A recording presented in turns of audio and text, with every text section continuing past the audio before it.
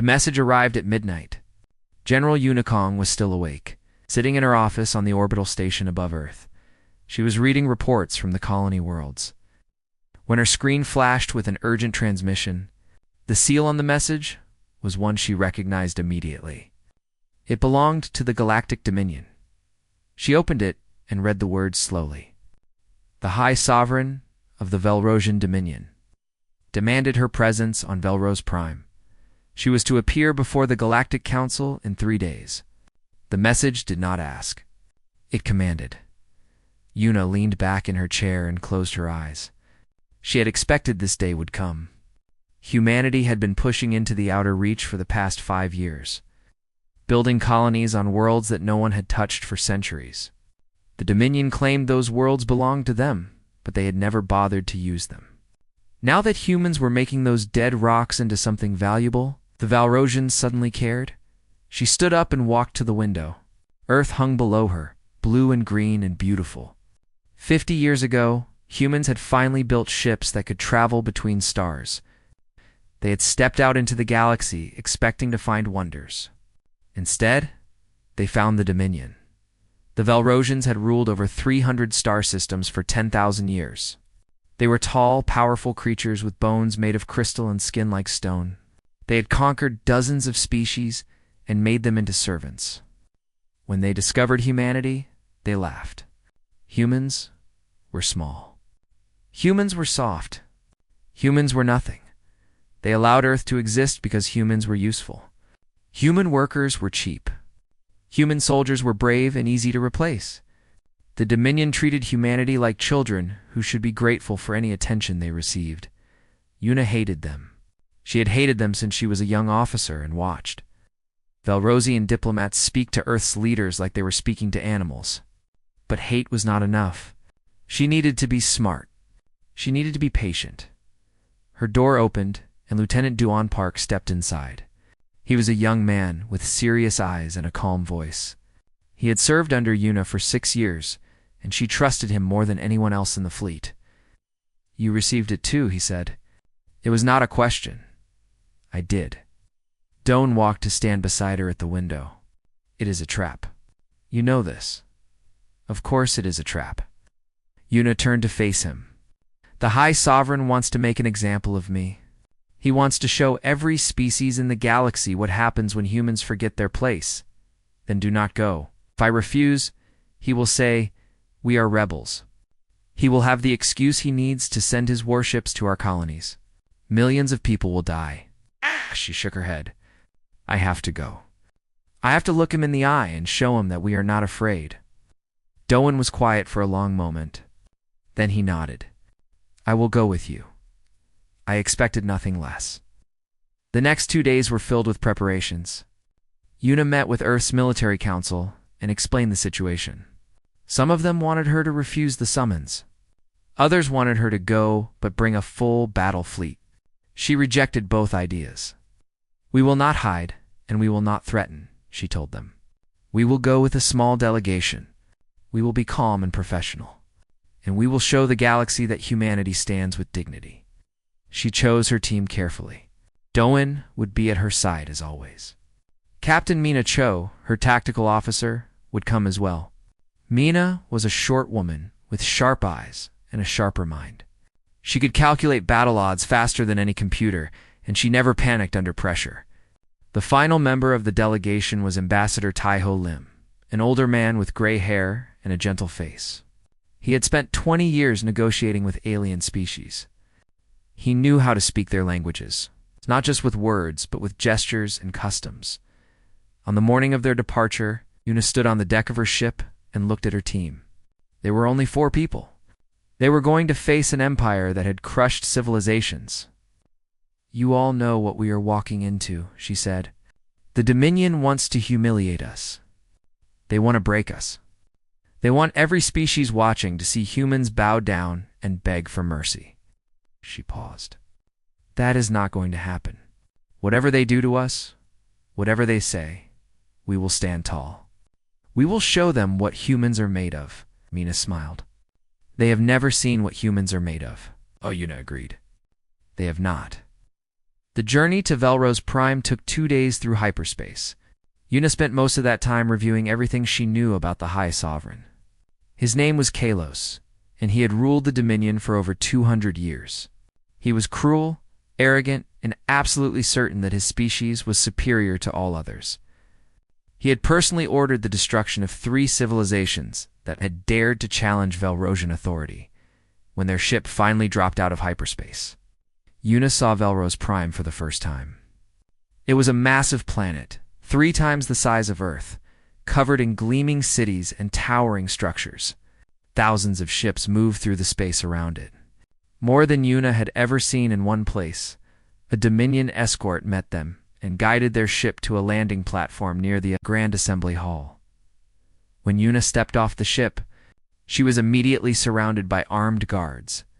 They were not Velrosians, but members of a servant species, chosen because they were large and intimidating. "General Kang," one of them said. "You will follow us." She followed. Doan walked on her right, Mina on her left, and Taiho behind her. They moved through corridors of polished stone and crystal, past statues of Velrosian conquerors and murals showing their great victories. Everything was designed to make visitors feel small. Finally, they reached the Grand Assembly Hall. The doors were 50 feet tall, carved with images of the Velrosian Empire spreading across the stars. The guards pushed them open, and Una stepped inside. The hall was enormous. Thousands of seats rose up on all sides, filled with representatives from over 100 species. They had all come to watch. They had all come to see what the mighty Dominion would do to the upstart humans. At the far end of the hall, on a throne made of black crystal, sat High Sovereign Kalos. He was even larger than Una had expected, nearly 8 feet tall, with plates of crystal bone covering his skull and shoulders. His eyes were cold and ancient. He looked at Una the way a man might look at an insect that had crawled onto his dinner table, and Una looked back at him without fear. The trial was about to begin. The silence in the Grand Assembly Hall was heavy. Thousands of alien eyes stared down at the 4 humans standing in the center of the room. Una could feel their judgment. To most of these species, humans were newcomers, barely worth noticing. They had come to watch the Dominion put Earth in its place. High Sovereign Kalos rose from his throne. The crystal plates on his body caught the light and sparkled like dark diamonds. He moved slowly, each step making the floor shake slightly. When he spoke, his voice filled the entire hall without effort. "The Galactic Council has gathered to address the crimes of the human species." Crimes. Una kept her face still. She had known this word would come, but hearing it spoken in front of the entire galaxy still made her blood burn. Kalos raised one massive hand, and a screen appeared in the air beside him. Images began to flash across it. Human ships, human colonies, human miners working on asteroids in the outer reach. "The humans have expanded into territories claimed by the Velrosian Dominion," Kalos said. "They have built settlements without permission. They have taken resources that belong to us. And they have refused to pay tribute to the empire that has protected them since their species crawled out of the dirt." A low murmur ran through the crowd. Some species nodded in agreement. Others simply watched, waiting to see what would happen next. Ambassador Taiho stepped forward. His movements were calm and respectful. He bowed his head slightly, showing proper courtesy to the council. "High Sovereign, honored delegates," he said, his voice steady. "I speak on behalf of the United Earth's government. We come here in peace, seeking understanding." Kalos turned his cold eyes toward the ambassador, but said nothing. Taiho continued. "The territories in question have been uninhabited for over 2,000 years. According to galactic law, Section 47, Paragraph 12, any world left unused for more than 500 years may be claimed by any species willing to develop it. Humanity has followed this law. We have done nothing wrong." For a moment there was silence. Taiho's argument was solid. The law was clear. Every species in the hall knew it. Then Kalos laughed. It was not a pleasant sound. It rumbled through the hall like thunder, and several smaller aliens flinched away from it. The High Sovereign walked toward the human delegation, his steps slow and deliberate. Galactic law, he said, his voice dripping with contempt. You think laws apply to you?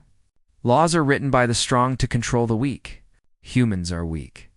Humans have no laws. Humans have only the privileges that the Dominion allows them to have. He stopped directly in front of Tai-Ho and looked down at him. The ambassador was not a small man, but next to Kalos, he looked like a child. The Outer Reach belongs to the Dominion, Kalos declared. It has always belonged to the Dominion. Your colonies will be seized.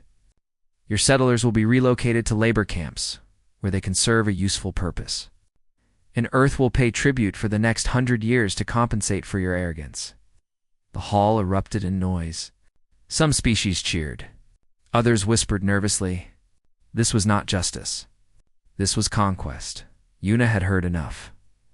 She stepped forward, moving past Tai-Ho to stand directly in front of the High Sovereign. Doan reached for her arm, trying to hold her back, but she shook him off. Earth will not comply, she said. Her voice was not loud, but somehow it cut through all the noise in the hall. The crowd fell silent. Every eye turned to the small human woman standing before the most powerful being in the galaxy. Kalos tilted his head. Something flickered in his ancient eyes. Surprise, perhaps. Or amusement? What did you say? I said, Earth will not comply. Yuna's voice remained calm. We will not abandon our colonies. We will not send our people to your camps. And we will not pay tribute for crimes we did not commit. The silence that followed was absolute. No one moved. No one breathed. Then Kalos smiled. It was a terrible thing to see. Do you know who I am, little creature? He leaned closer to her. I have ruled this empire for 200 years. I have destroyed civilizations that stood against me. I have burned worlds and scattered their ashes across the void. What are you? You are nothing. Your entire species is nothing. Yuna did not step back. She did not look away. We are humanity, and we do not kneel. Kalos straightened up. His expression changed. The amusement was gone. Now there was only cold rage. In Velrosian culture, he said slowly, females do not speak to males of higher rank. It is forbidden. It is an insult that demands punishment.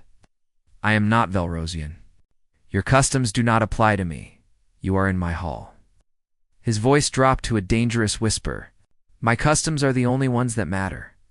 He raised his hand. The crystal plates on his arm glittered like knives. Kneel, he commanded. Kneel and apologize for your disrespect. Do this and I might show mercy to your people. Yuna looked up at him. She thought about Earth. She thought about the colonies, the settlers, the millions of humans who were counting on her. She thought about everything humanity had built and everything they still hoped to become. I kneel to no one, she said. Kalos struck her. His armored hand moved faster than most eyes could follow. It crashed into the side of Yuna's face with the force of a hammer. The sound echoed through the hall. Sharp crack that made several aliens gasp. Blood sprayed from the gash the blow opened on her cheek. Any normal human would have been thrown across the room. Any normal human would have been killed. Yuna did not fall. She stumbled one step to the side, then caught herself. Blood ran down her face and dripped onto the polished floor. Her ear was ringing. Her vision blurred for a moment, then cleared. Behind her, Doan's hand flew to his weapon. Mina grabbed his arm and held him back. Tai-Ho stood frozen, his face pale. Kalos turned away from Yuna to face the assembly. He spread his arms wide, showing off the blood on his hand. This is what happens to species who forget their place, he announced. This is the price of defiance. Let all who watch remember this moment. Let them remember what the Dominion does to those who dare to stand against us. Cheers erupted from some sections of the crowd. The servant species clapped and howled in support of their master. The message was clear. Humanity had been humiliated. Humanity had been put in its place. But the humans in that hall were not finished. Yuna raised her hand to her face. She touched the wound, felt the warm blood on her fingers. She looked at it for a long moment. Then she looked at Kalos. Something changed in her eyes. The calm was still there, but now there was something else beneath it. Something cold. Something dangerous. The High Sovereign was still facing the crowd, still enjoying his moment of triumph. He had no idea what was about to happen. Una stood still for 3 heartbeats. Blood dripped from her chin onto the cold floor. The wound on her cheek burned like fire, but she did not feel it. She felt only the cold focus that had carried her through 100 battles. The crowd was still cheering for Kalos. The High Sovereign had his back turned to her, his arms raised in victory. He was speaking to the assembly, telling them how this was a lesson for all species who dared to challenge. Velrosian power, he thought it was over. He was wrong. What Kalos did not know, what the entire Dominion had failed to discover, despite all their spies and intelligence networks, was the secret that Earth had kept for 20 years. The secret that had been built into every senior officer of the human military when humanity first encountered the galaxy. They learned a hard truth. Almost every species was bigger than them, stronger, faster. Humans could not compete in a fair fight, so they stopped trying to fight fair. The augmentation program began in secret. Scientists found ways to weave carbon fibers into human bones, making them nearly unbreakable. They developed treatments to increase muscle density by 300%. They engineered neural implants that tripled reaction speed. From the outside, an augmented human looked normal. They were still small, still soft, still easy to underestimate. But inside, they were something new, something dangerous. Unikong had been augmented at the age of 25. She had trained with her new abilities for 15 years. She had never used them in public. She had never needed to, until now. She moved it to the aliens watching. It looked impossible. One moment, she was standing 10 feet behind Kalos, bleeding and beaten. The next moment, she was directly beside him, her body already in motion, her fist connected with his skull, just above his left eye. The impact was precise, calculated, aimed at the weakest point in the crystal bone structure. The sound it made was not the dull thud of flesh hitting armor. It was a sharp crack, like stone breaking. Kalos staggered. His massive body lurched to the side. His eyes went wide with shock and confusion. No creature had ever hit him like that. No creature had ever been able to hit him like that. The cheering stopped. The hall fell into stunned silence. Una did not give him time to recover. Before he could raise his arms to defend himself, she struck again. Same spot, same precision. This time, she put everything she had into the blow. The crystal bone shattered. Fragments of it exploded inward, driven into the soft tissue beneath. Kalos made a sound that no one in that hall had ever heard from a Velrosian. A scream of pain and disbelief. His hands flew to his face, clawing at the ruin of his skull. Then his legs gave out. The High Sovereign of the Velrosian Dominion, ruler of 300 star systems, conqueror of civilizations, fell to the floor. His body convulsed once, twice, then went still. Dark fluid pooled beneath his head. Silence. For 5 seconds, no one moved. No one spoke. The assembly stared at the scene before them, unable to process what they had just witnessed. A human, a small female human, had just killed the most powerful being in the known galaxy with her bare hands. Then the chaos began. Guards rushed forward from every direction. Weapons were drawn. Commands were shouted in a dozen languages. The crowd surged in panic, some trying to flee, others pressing closer to see. Duhan was at Yuna's side in an instant. He grabbed her arm and pulled her back toward Mina and Taiho. His weapon was in his hand now. It was pointed at the approaching guards. "We need to go," he said. Now, Mina was already moving, positioning herself between the delegation and the nearest group of guards. Her eyes were calculating distances and angles, looking for a path to safety. "There is no path," she said quietly. "We are surrounded." Taiho reached into his diplomatic satchel. His hands were shaking, but his movements were deliberate. He pressed a hidden button inside the bag, and a small light began to blink. "Help is coming," he said. "We just need to survive until it arrives." The guards formed a ring around them. There were at least 50, all armed with plasma rifles. Behind them, more were pouring into the hall. The humans were outnumbered, outgunned, and trapped. A Velrosian commander stepped forward. He was smaller than Kalos had been, but still towered over the humans. His face was twisted with rage. "You will pay for this," he snarled. "You will all pay. Your entire species will burn for what you have done." Una stepped forward to face him. Blood still ran down her face, but her expression was calm. Her voice was steady. "Your sovereign struck first," she said. "I defended myself. By your own laws of combat, I had that right." The commander's eyes bulged. "You dare speak of our laws?" "You dare." An explosion cut him off. The ceiling of the Grand Assembly Hall shook as something impacted the building above them. Dust and debris rained down. The lights flickered. Another explosion, closer this time. Then another. Mina looked up and smiled. "They are here." What the Dominion had also failed to discover was that Earth had not sent Una alone. 3 stealth cruisers had been hiding in the asteroid belt since before her ship arrived. They were equipped with the most advanced cloaking technology humanity had ever developed.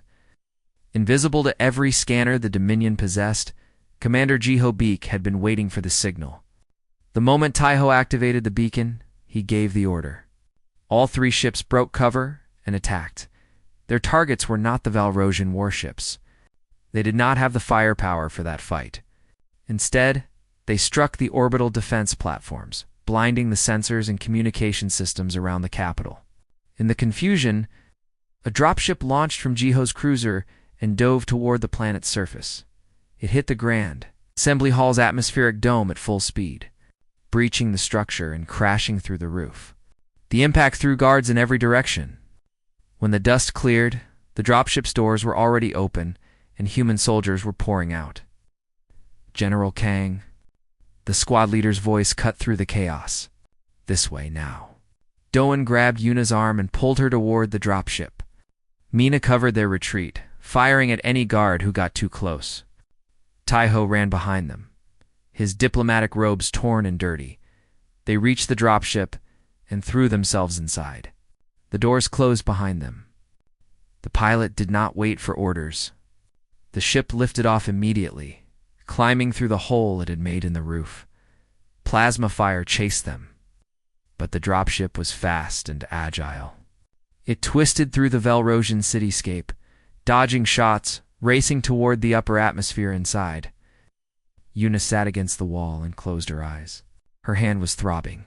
Her face was on fire, but she was alive. Her team was alive, and she had done what needed to be done. Doan sat down beside her. He did not speak for a long moment. Then, quietly, he said, "You killed him."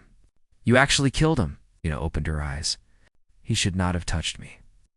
Despite everything, Doan laughed. It was a small, exhausted laugh, but it was real. "The galaxy will never be the same." "No," Una agreed. "It will not." The dropship broke through the atmosphere and rendezvoused with Jiho's cruiser. Minutes later, all 3 human ships jumped into hyperspace, leaving Velros Prime behind. Behind them, the Dominion burned with rage. But for the first time in 10,000 years, they also felt something they had never felt before: fear. The cruiser shook as it entered hyperspace. The stars outside the viewport stretched into long lines of light, then disappeared entirely. They were safe, at least for now. Una sat in the medical bay while a soldier cleaned the wound on her face. The gash was deep, and it would leave a scar. She did not mind. Scars told stories. One would tell the story of the day humanity stopped bowing. Duhan stood in the doorway, watching her. His face was troubled.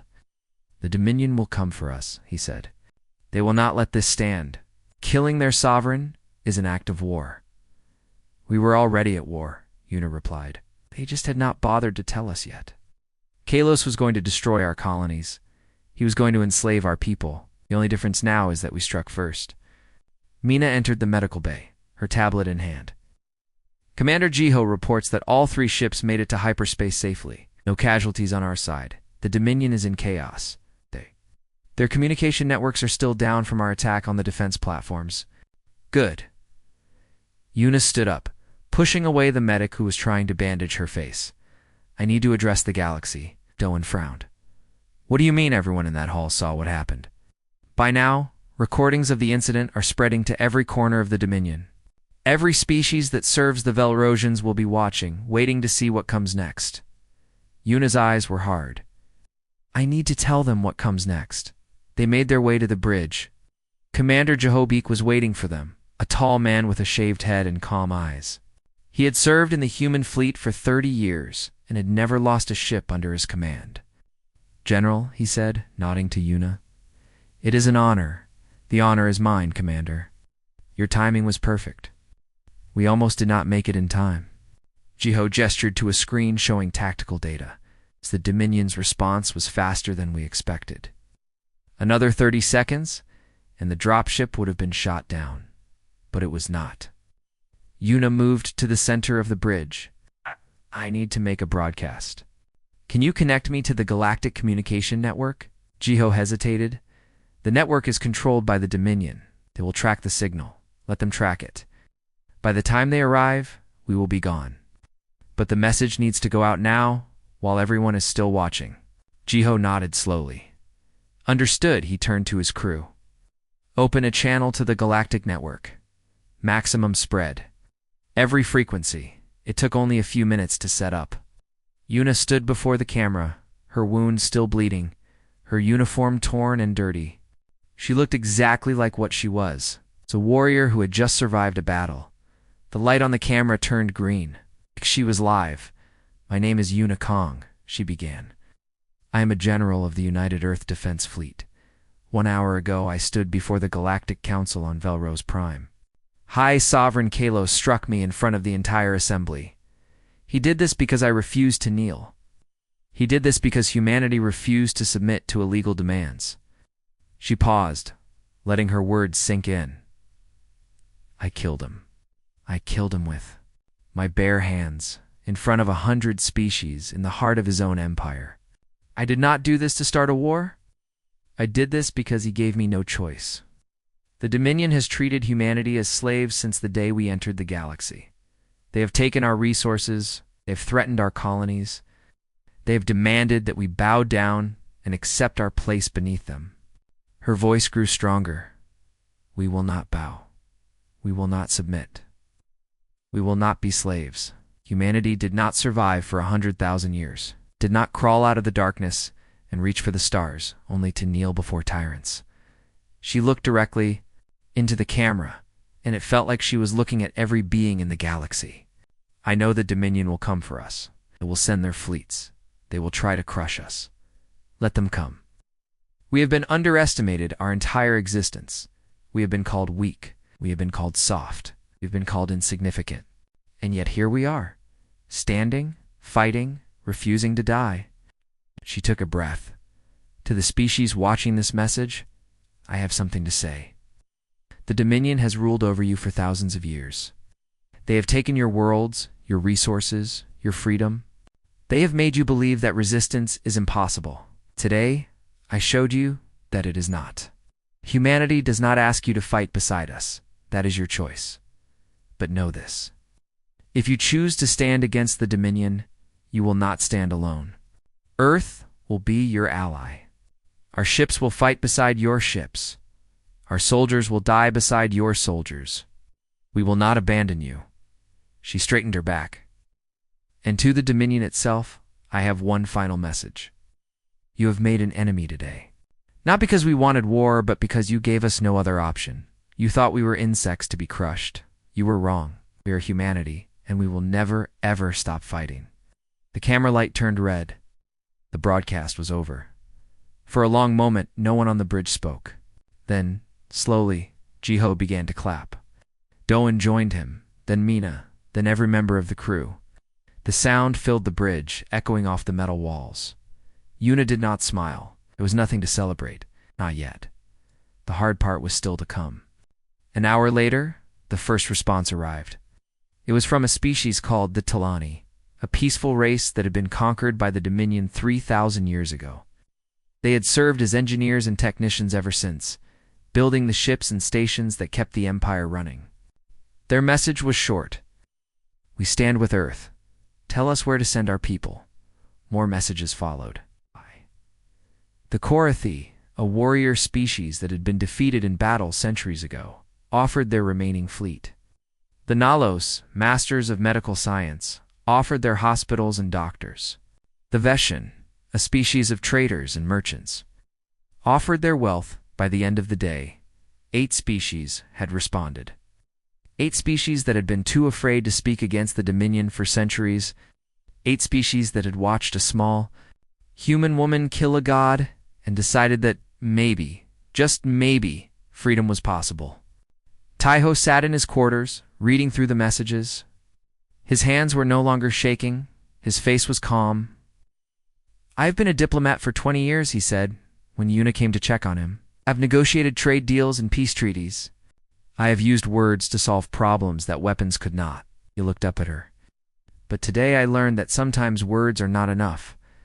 Sometimes you need someone who is willing to hit back." Yuna sat down across from him. "I'm sorry you had to see that." "Do not be sorry." Taiho shook his head.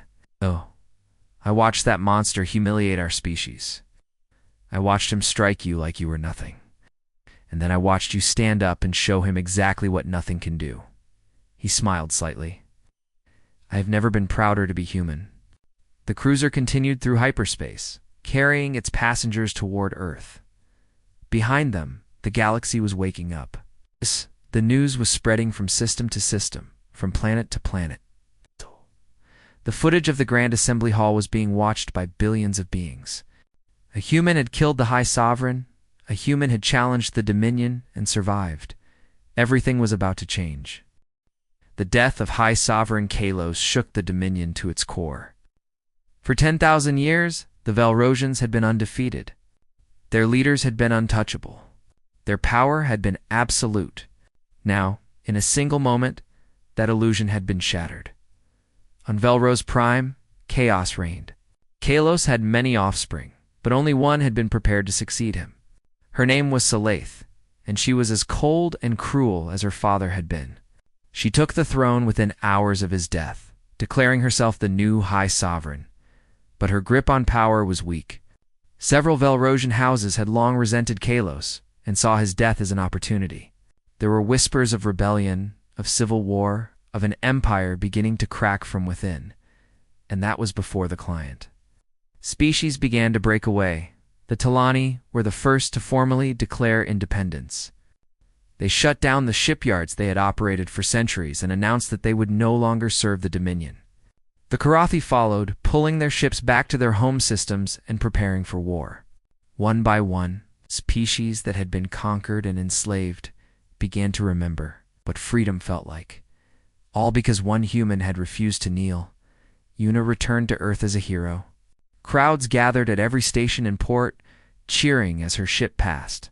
Her face was on every screen, her words repeated in every language spoken on Earth and its colonies. The Iron Lotus had become a symbol, proof that humanity could stand against any enemy. But not everyone was celebrating. The military council summoned her to appear before a tribunal. She was not surprised. Killing a foreign sovereign without authorization was a serious matter regardless of the circumstances. There had to be an official response. The tribunal was held in a secure chamber deep beneath Earth's capital city. Yuna entered alone, wearing her formal uniform. Her wound had been treated, but she had asked the doctors to leave a scar. She wanted people to see it. She wanted them to remember. 3 admirals sat behind a long table, their faces serious. The most senior among them was Admiral Hyun-Soo Lee, a man who had served in the fleet for 50 years. He had white hair and tired eyes, but his voice was still strong. "General Kung," he began, "you have been called before this tribunal to answer for your actions on Velros Prime. You killed the High Sovereign of the Galactic Dominion without authorization from Earth's government. You have placed our entire species in danger of retaliation. What do you have to say for yourself?" Yuna stood at attention. "High Sovereign Kalos struck me first, Admiral. Under Velrosian law, which he himself invoked, I had the right to defend myself. I responded to his attack. Nothing more. You killed him," another admiral said. "With your bare hands? In front of the entire Galactic Council?" "Yes, sir." "I did." Admiral Lee leaned forward. "The Dominion is demanding your extradition. High Sovereign Salaith has made it clear that war can be avoided if we hand you over to face Velrosian justice." Una met his eyes without flinching. And what does Velrosian justice look like, Admiral? Public execution. Slow and painful. Broadcast across the galaxy as a warning to others. I see. Una's voice remained calm. And what has Earth's government decided? The Admirals exchanged glances. For a long moment, no one spoke. Then Admiral Lee sighed and leaned back in his chair. Earth's government has reviewed the footage from the Grand Assembly Hall. We have seen how you were treated. We have seen the demands Kalos made before he struck you. And we have seen what you did in response. He paused. The official position of the United Earth government is that you acted in self-defense. You are not guilty of any crime. Something loosened in Una's chest. She had not realized how tense she had been until that moment. Furthermore, Admiral Lee continued, in recognition of your service and your courage, you are hereby promoted to the rank of Fleet Admiral. You will assume command of Earth's entire defensive force, effective immediately. Una blinked.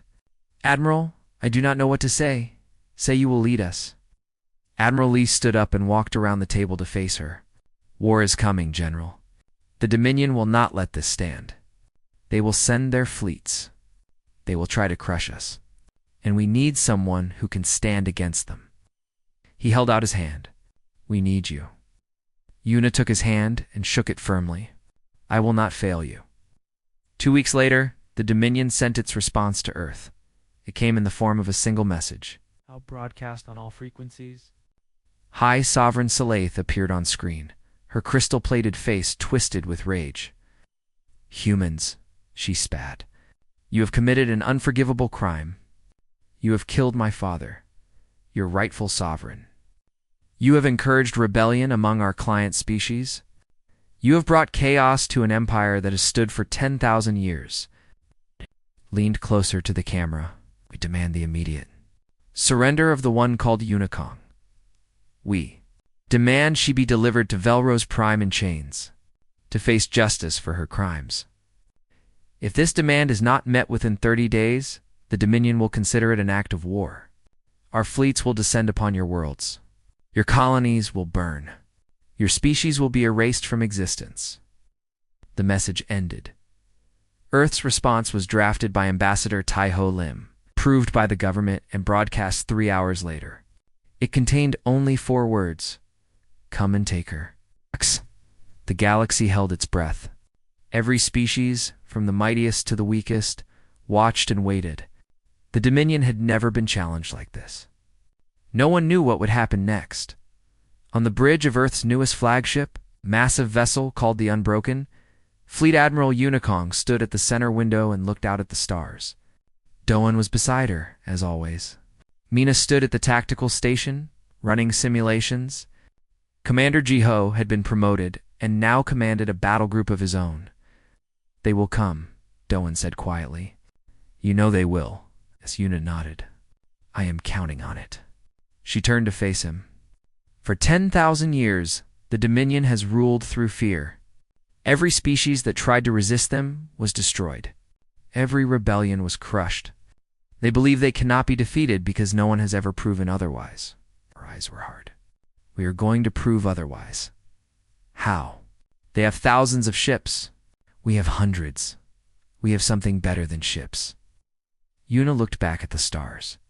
We have allies. The species that answered our call? The worlds that are tired of living in chains. They are watching us, Doan. They are waiting to see what we do next. If we run, if we hide, if we surrender, they will lose hope. But if we fight, if we stand our ground, if we show them that it is possible to resist, they will rise. All of them, together. She placed her hand on the cold glass of the viewport. This is not a war we can win by ourselves. But it is not a war we have to win by ourselves. We just have to be brave enough to start it. Behind them, the bridge crew worked at their stations. Weapons were being loaded. Shields were being tested. Pilots were being briefed. The entire ship hummed with preparation. Mina looked up from her console. Admiral long-range sensors are detecting movement at the edge of the system. Multiple signatures. Valrosian. Una straightened her uniform. How many?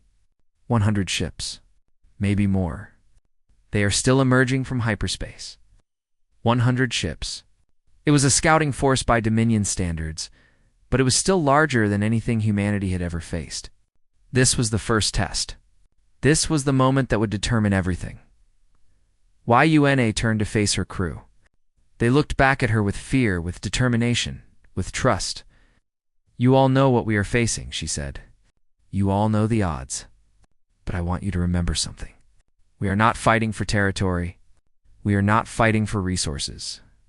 We are fighting for the right to exist, the right to live free, the right to choose our own path among the stars." She raised her voice so that every person on the ship could hear. "Dominion thinks we are weak. They think we will break. They think we will beg for mercy. Let us show them how wrong they are. Let us show the entire galaxy what humanity is made of." She turned back to the viewport. The first Valrosian ships were visible now, dark shapes against the stars. "All hands to battle stations," she commanded. "Today we make history." The Unbroken moved forward to meet the enemy. Behind it, the rest of the human fleet followed. And somewhere out there, across the galaxy, other species watched. Other ships prepared. Other hearts began to beat with hope. The war for freedom had begun, and humanity would not face it alone.